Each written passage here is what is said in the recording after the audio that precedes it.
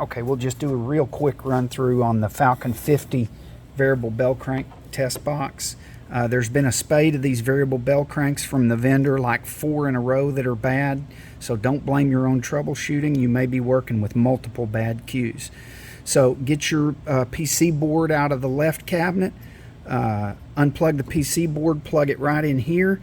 Remember, the pitch and resistor labeling on the board are backwards. Do not pay attention to which resistor is labeled pitch and which resistor is labeled roll. They are labeled backwards.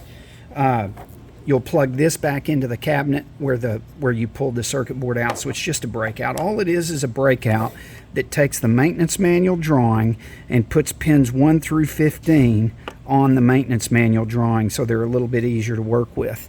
So what we're going to do first is ignore the, we need to be set to volts, ignore the bracketing, the Q unit light bracketing that they give you for return to service. That's actually the last thing we're going to do. The first thing we want to do, and the most important, is these 2 pins right here are C1 and B1 that go out to the 1 volt differential relay. So as you run your Q up and down, you'll see this voltage run up between minus 0.7 and plus 0.7, but I think the threshold is 1 volt. For example, if we're on pitch right here, if this voltage splits by 1 volt, you get the Q light, and that will tell you how to set it. So you'll be over near one limit, which is like, I can't remember, I think it's like minus about 0.7 or 0.8. When you're down at 135 knots, 136 knots, 137 knots, 138 knots, it must start moving by 140 knots. 139 is better, 138 is better, 137 is better. But if it's anything over 140, it's a bad cue. You cannot troubleshoot the airplane with the standby pump. There is no way. You must have full stable 3000 psi, and then we can get going on this troubleshooting.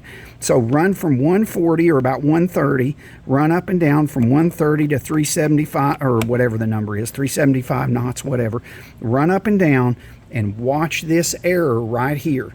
The magic is if you can keep the thing inside of 1 volt plus or 1 volt minus, the Q light will not come on. And the closer you are to 1 volt plus and 1 volt minus, the more potential is that you have a bad Q unit.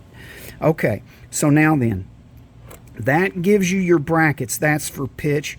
These 2 right here, C1 and B1, these 2 are for roll. So that gives you the setting on the resistor so that it doesn't go too low when you're at 140, too high when you're up in the middle, like 190 or 210, and then it'll go back too low again when you're up at 378. So that's the trick, is to keep these 2 points right here within a volt of each other, and they cannot be like 0.9. They need to be 0.6 or 0.7 or 0.8, so they're not too close to 1 volt split. The next thing is, put your fluke meter away and get a normal Simpson meter. This next test will do no good with a digital voltmeter. So put your fluke meter away, get a digital Simpson meter, and what we're going to do is we're going to read the resistor high to the resistor wiper, and then sweep that Q up and down from 140 to 375 or whatever, 378 or whatever it is. Sweep it up and down, and that needle has to be smooth as a pin.